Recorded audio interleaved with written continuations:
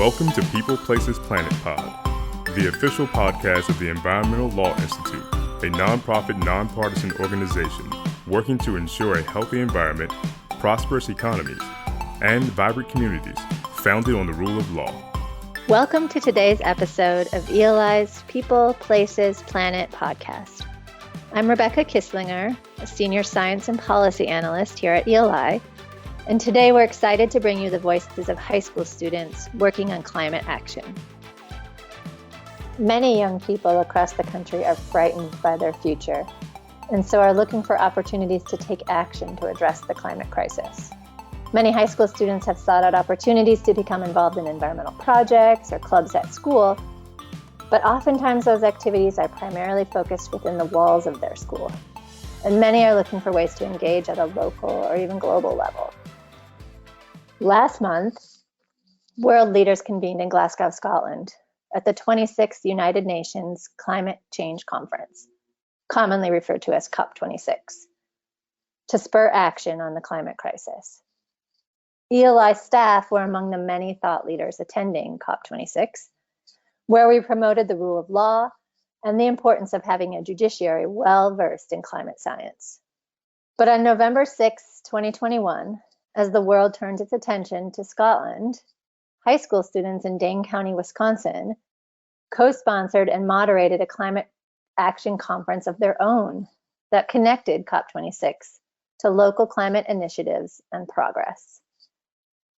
The Glasgow to Dane County student-led conference challenged students to think beyond their school walls about how to organize to get things done together at the local level. The conference also provided the students with an opportunity to learn about political elements of climate action. Speakers talked about climate change impacts, emissions, and response efforts at the global level, and focused on local climate impacts, Dane County's climate action plan, how to intentionally embed equity and involve a variety of stakeholders in all efforts, and more.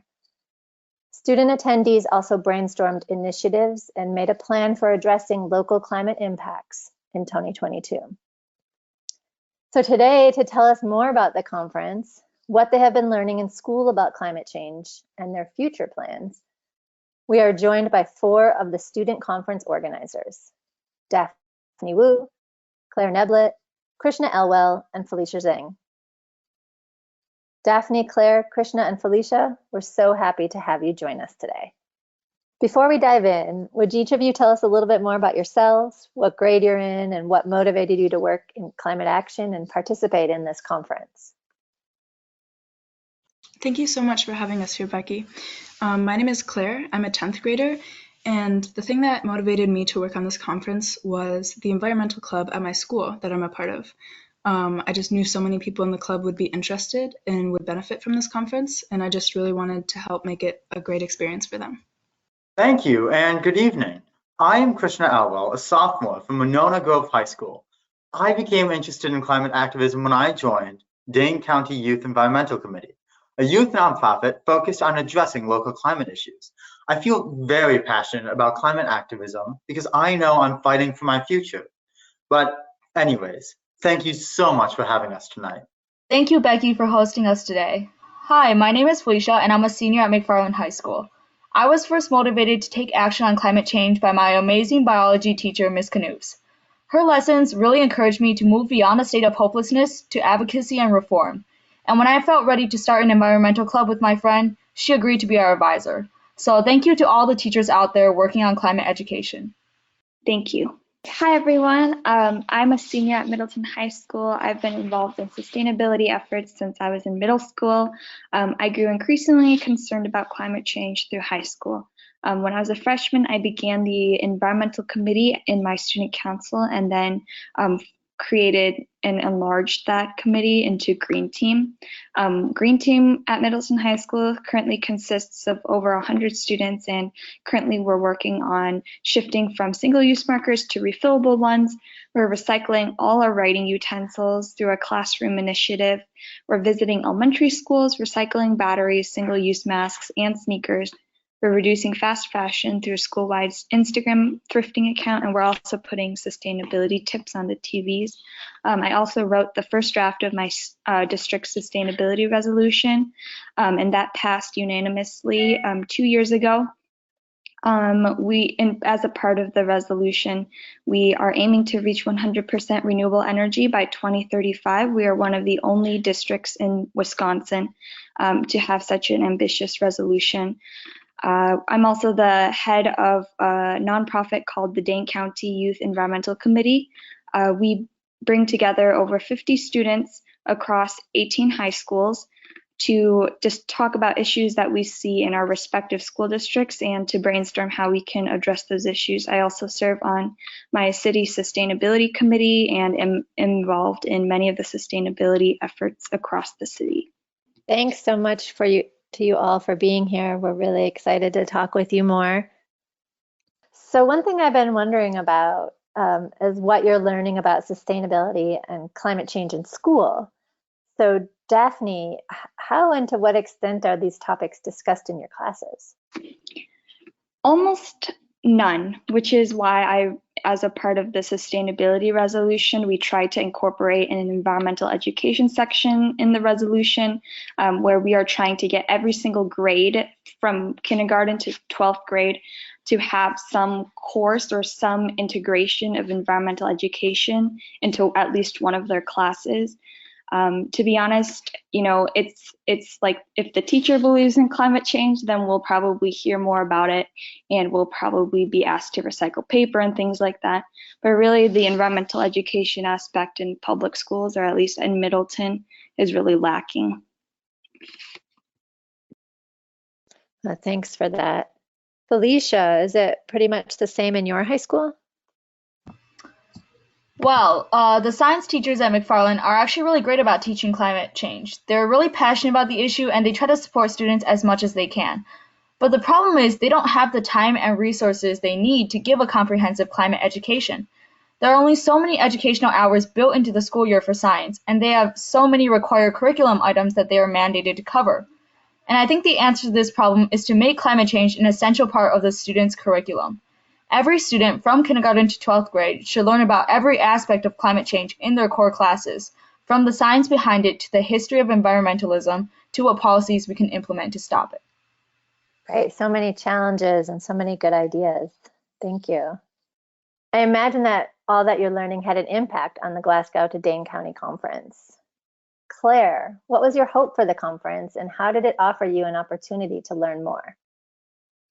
My hope was that everyone, including myself, could come away with new ideas about what they can do to help and new knowledge about what's being done to fight climate change on a global scale and a county-wide scale. And for me, this was definitely accomplished.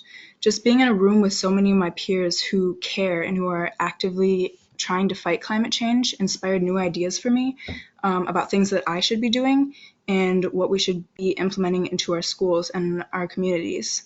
Of course, our guest speakers, including Joe Parisi, the Dane County Executive, and Leah Horowitz, who is an assistant principal at UW-Madison, provided so much information about those topics, about local climate change and on a global scale, that I feel like everyone at the conference walked away learning something new. That's amazing. Thanks, Claire. Krishna, what do you have to add to that? What else did you learn? I would like to add that the conference was actually the first time I felt truly hopeful about climate change. We are not mighty politicians gathered in Glasgow, nor are we rich figurines in suits. All we have is our voice, but in my opinion, our voice is all we needed. The mere presence of our generation already beginning to speak up is remarkable. I see the desperation in the eyes of so many people my age when we hear of climate change, the soulless monster threatening to ravage us all. But at that conference, for the first time, I believed that we have hope. The tone was one of anticipation, yet also of resolve. That was the biggest impact of the conference, in my opinion. The awakening of the belief that we will make a change. Thank you. I love that. Thank you so much, Krishna. So Felicia, I'm sure there are just too many to cover here, but what were some of the major takeaways and highlights from the conference for you? So I think the main takeaway from the conference is that the one thing that can help humanity survive climate change is collaboration. At the Glasgow to Dane County Conference, we heard from so many adults, organizations, and students on what they're doing to save the planet. Through it all, I noticed the many ways we could help each other, and through that, magnify our voices and impact. A personal highlight for me was listening to the many ideas generated during our discussion session.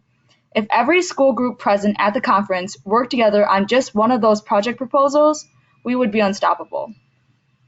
That's great. Thank you so much. Amazing. Looking forward, Claire, what's next on your climate action agenda?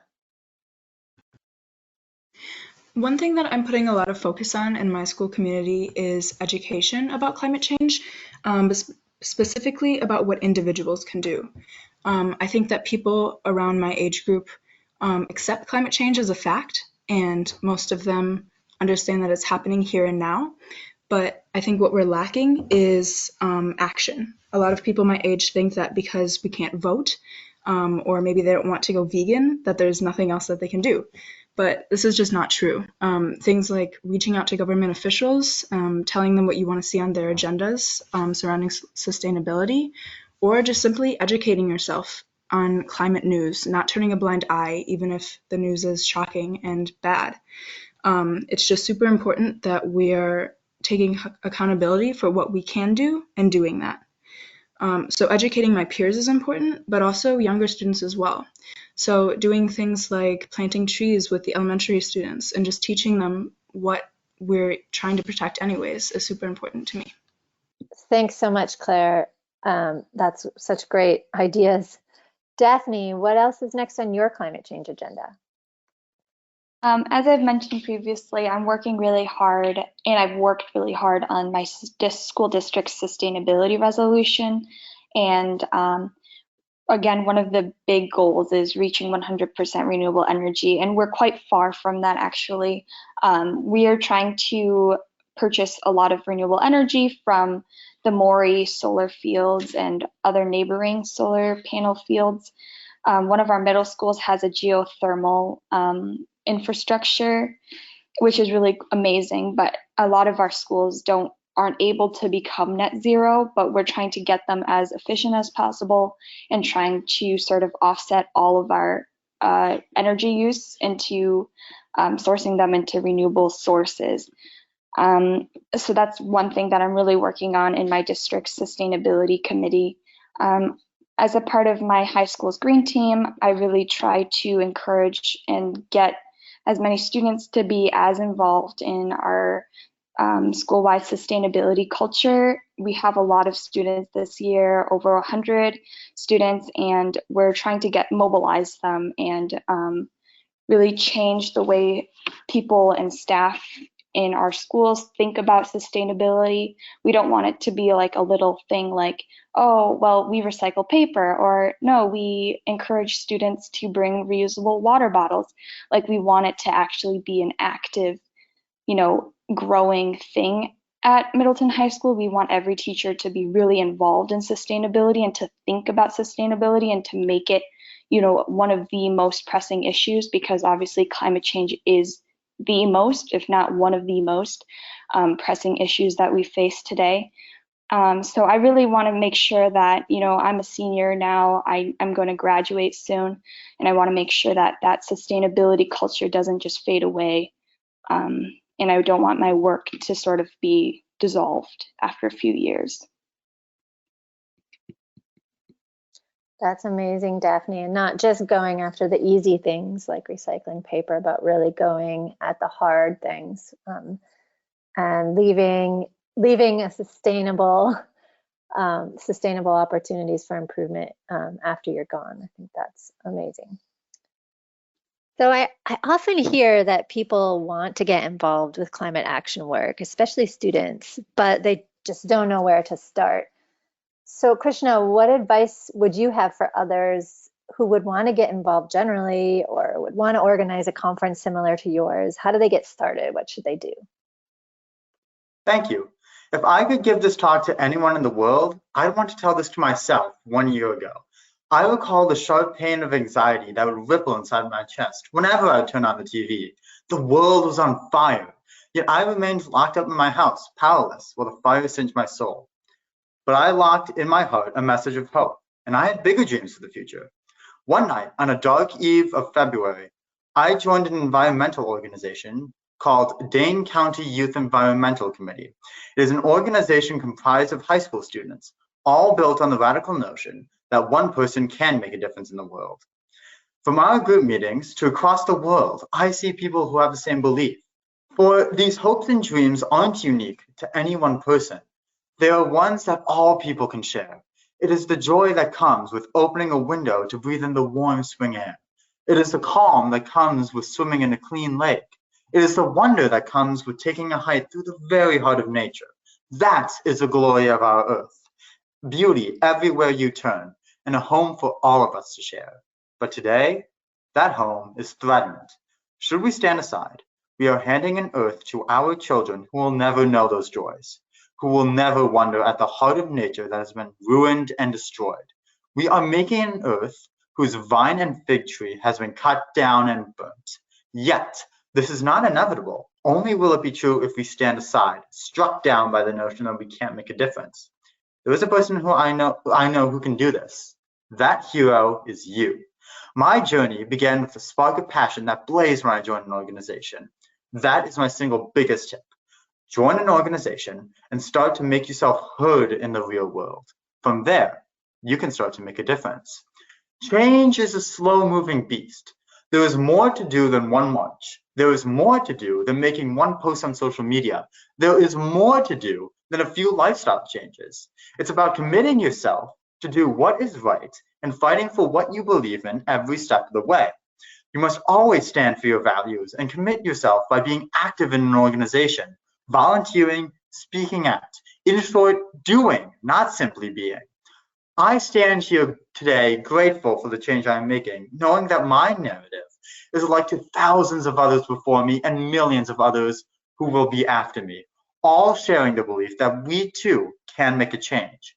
But with that message, there are always those who oppose progress. Thus, it's up to us to bellow that progress is due. You will have to face the naysayers, those who deny climate change. We must first understand, and we must request that they understand us too.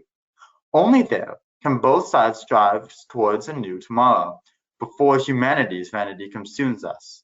But neither can we continue to see each other as enemies. That is my final suggestion. The naysayers understand, but always embody the change you seek. There is more to do, but we can do it together. Thank you.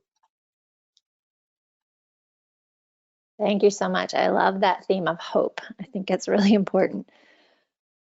Felicia, what about you? What advice do you have for others who are working on climate action or want to organize a conference that was similar to the one that you all put together? Well, I'll keep it short. My best advice for students looking to take action on climate change is to have faith in yourself. For a long time, I felt very helpless against climate change. I mean, at the end of the day, I'm a 17-year-old trying to counter a problem that has been decades in the making. But it's important to remember that you don't need to change the whole world all at once to make a difference. Start with your little corner of the world. Try talking to your school administrators, educating your friends and family on climate change, or attending a local conference like Glasgow to Dane County. If everyone simply did what they could and wielded what influence and resources that they have to counter climate change, our world would be in a much better place today. Thank you, Felicia. I think that's right. And I think that was one of the things that I found so inspiring about this conference was learning about what's happening at the global level, but finding out more information about how to take action at your local level in your school, but outside of your school and your community. So thank you for that, Felicia. Great. So many challenges and so many good ideas. Thank you. Thank you all so much for your time. Before we close, I wanted to give each of you the chance to share any closing thoughts with our audience. What would you like to say to them? What would you like them to know? Daphne, if you'd like to start. Yeah, of course. When I started my sustainability journey, I felt like, the only way that I could really make an impact was either to go into, policy and law, which is actually what I'm hoping to go into. But I think that we can collectively make a difference, every single one of us, no matter what job or, what you're doing as a career. We can incorporate sustainability in so many ways, whether you're an actress or an engineer or, a CEO of a law firm, doesn't really matter. You can always, be more sustainable and advocate for, climate change action. I also wanted to say that, as a person that is in high school and of the youth movement, I think it's really important to never underestimate the power of youth voices because, we are the next generation. We are the ones that are going to have to deal with climate change. We are dealing with climate change already with the horrible weather that's been happening recently, so never underestimate the youth voice and never feel like you can't do anything about sustainability if you're not working in sustainability.